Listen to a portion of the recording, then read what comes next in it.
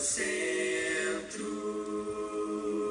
seja o tudo em meu coração, Senhor.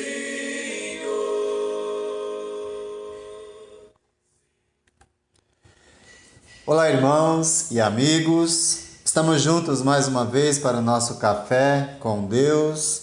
Meu nome é Edivaldo e hoje gostaria de compartilhar a última mensagem no livro de Atos, capítulo 28, a partir do verso 23 ao 31. Assim diz a palavra do Senhor. Assim combinaram encontrar-se com Paulo em dia determinado, indo em grupo ainda mais numeroso ao lugar onde ele estava. Desde a manhã até a tarde, ele lhes deu explicações e lhes testemunhou do reino de Deus, procurando convencê-los a respeito de Jesus com base na lei de Moisés e nos profetas.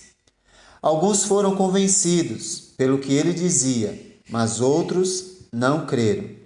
Discordaram entre si mesmos e começaram a ir embora, depois de Paulo ter feito esta declaração final. Bem que o Espírito Santo falou aos seus antepassados por meio do profeta Isaías: vá a este povo e diga, ainda que estejam sempre ouvindo, vocês nunca entenderão. Ainda que estejam sempre vendo, jamais perceberão, pois o coração deste povo se tornou insensível, de má vontade ouviram com os ouvidos e fecharam os seus olhos. Se assim não fosse, poderiam ver com os olhos, ouvir com os ouvidos, entender com o coração e converter-se, e eu os curaria. Portanto, quero que saibam que esta salvação de Deus é enviada aos gentios. Eles a ouvirão. Depois que ele disse isto, os judeus se retiraram, discutindo intensamente entre si. Por 2 anos inteiros, Paulo permaneceu na casa que havia alugado e recebia a todos os que iam ver. Pregava o reino de Deus e ensinava a respeito do Senhor Jesus Cristo, abertamente e sem impedimento algum. Quando Paulo percebeu o interesse dos judeus em ouvir o Evangelho, que até esse momento eles achavam que o cristianismo não passava de uma seita, Paulo tomou várias medidas que nós, que queremos ser testemunhas de Jesus, eficazes, devemos tomar também. Em primeiro lugar, separe um tempo para compartilhar. No verso 23, nós lemos: assim combinaram encontrar-se com Paulo em dia determinado. Certamente, para que um estudo bíblico seja eficaz e frutífero, precisamos separar um tempo, marcar um certo dia da semana para compartilhar. Isso não acontecerá se você não priorizar o Evangelho para as pessoas. Em segundo lugar, use o que você tem. Na continuidade do verso 23, o Paulo, ele usou a casa que havia alugado. Ele ofereceu seu tempo, seu tesouro, quer dizer, os seus recursos, a sua residência e seu talento. Então, faça a mesma coisa com alguém que você gostaria de evangelizar. Use o que você tem. Não há lugar mais aconchegante para a pregação do Evangelho do que o nosso próprio lar. E quando praticamos a hospitalidade, nós podemos tornar aqueles momentos inesquecíveis. Certamente, Jesus ele nos receberá em sua casa, pois ele foi preparar morada para cada um de nós. É seu prazer ter cada um de nós ao seu lado. Portanto, enquanto ele não nos chama para morar eternamente com ele, vamos usar o que nós temos.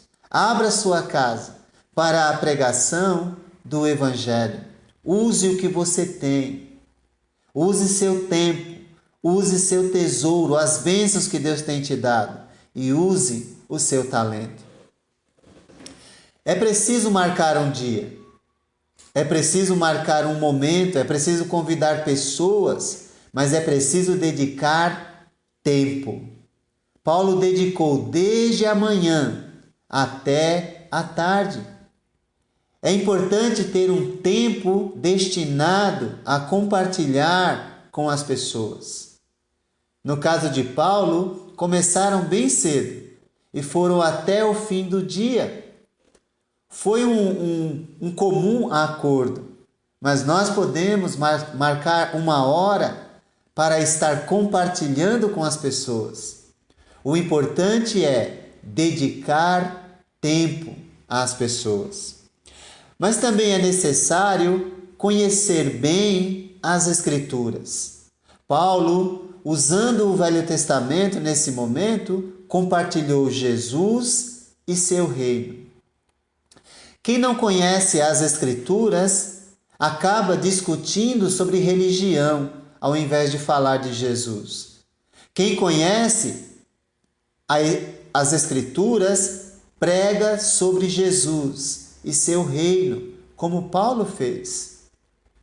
Ele fez uma exposição em testemunho do reino de Deus e de Jesus Cristo. Você não vai convencer as pessoas discutindo sobre opiniões ou falando mal de certas igrejas. Pregue Jesus somente. Pregue o Evangelho. Pregue o reino de Deus. Precisamos anunciar o reino e falar sobre nossa esperança em Jesus. Paulo fez isso, mostrando na lei de Moisés e nos profetas que esses textos das Escrituras do Velho Testamento falavam sobre Jesus. Procure conhecer bem as Escrituras, mas não esqueça que acima do muito conhecimento está o viver e o praticar. Ser uma testemunha de Jesus é viver como Jesus viveu. Geralmente, quem se propõe à discussão religiosa não conhece o suficiente e não vive aquilo que prega. Conheça as Escrituras, mas viva aquilo que você prega. Uma outra lição que aprendemos: não se preocupe com o resultado. Sempre haverá os que aceitam e os que rejeitam. A nossa função é simplesmente anunciar. Alguns ficaram persuadidos, mas outros continuaram incrédulos. Se isso acontecer, não desanime. Alguns irão atender ao convite e aceitarão a Jesus como Senhor de sua vida. Outros não aceitarão o convite e nem a Jesus. Mas não é a você que estão rejeitando, e sim a Jesus, aquele que oferece a eternidade para elas. Continue cumprindo sua missão. Vá em frente e cumpra o seu papel como testemunha. Uma testemunha é convocada simplesmente para falar, expor e dar o testemunho, e nada mais além disso. O restante é entre Deus e a pessoa. Atos dos Apóstolos é o livro que conta a história da igreja. O Senhor Jesus lhe convida, e a mim também, a ser parte dessa história. Ele lhe convida, e a mim também, para ser sua testemunha.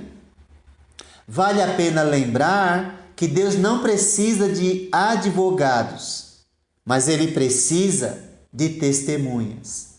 Testemunhas que não apenas falem de Jesus, mas vivam como Jesus.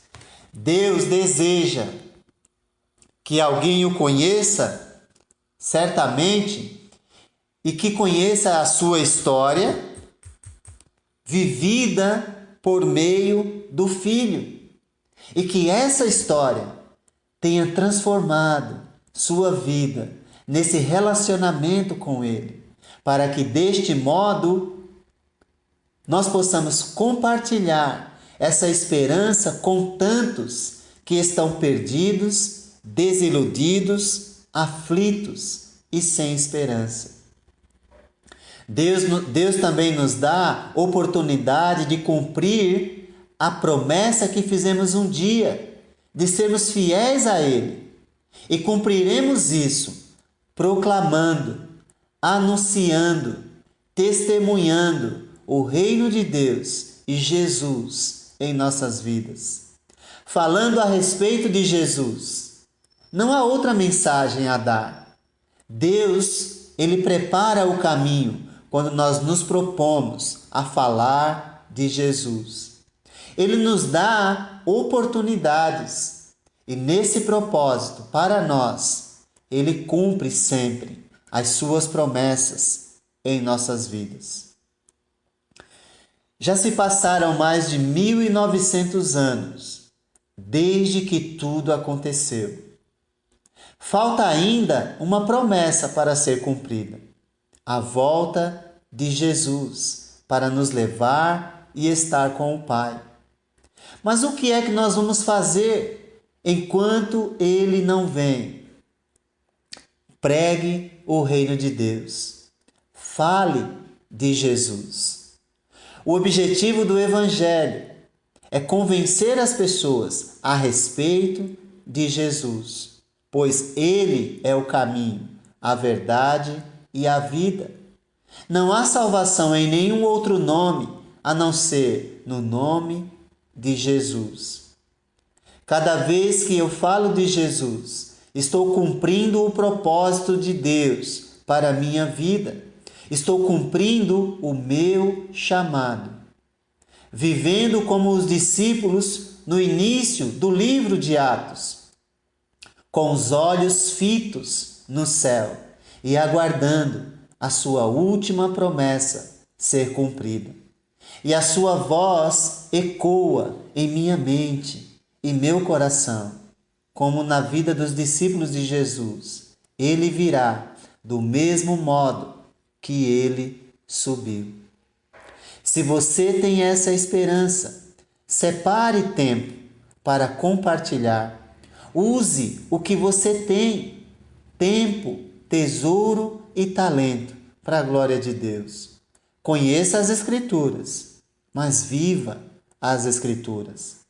Não se preocupe com o resultado, apenas seja uma testemunha do que Ele tem feito em sua vida. Que Deus te abençoe. Meu tesouro, minha razão de viver, meu anseio é te